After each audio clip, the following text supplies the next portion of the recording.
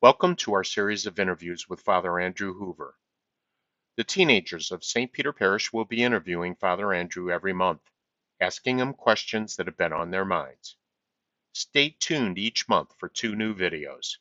Here is the next of many interviews to come. So, are all the angels and saints who died with us when we go to Mass? It's funny you should ask that, Liam. I was just looking up some information just about various things about the Mass, and I came across some quotes from the saints about just their experience, their understanding of the celebration of Mass. And St. John Chrysostom said that when the Eucharist is being celebrated, the sanctuary is filled with countless angels who adore the divine victim immolated on the altar. And St. Augustine said that the angels surround and help the priest when he is celebrating Mass. That's St. Augustine.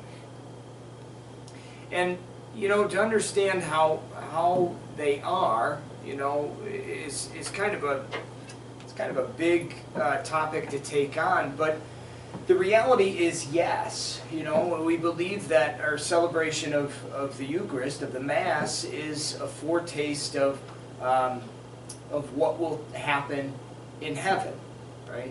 It's a sharing in that. In a lot of ways, it's the same thing. It's just we're celebrating, we're celebrating the Mass here. We're worshiping God here on earth, and what happens in heaven? Well, so much of it is worshiping of God, and so if we're doing the same thing, if we're worshiping God here on earth through this celebration of the Mass, and in heaven there's a heavenly liturgy, a heavenly Mass taking place, then yeah, we're sharing the same thing.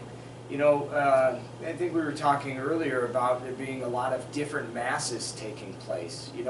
We can be celebrating Mass in our church, and they're celebrating Mass over at St. Julie's and up in Avon and Illyria, and they're not different Masses. The reality is we're celebrating the same one Mass.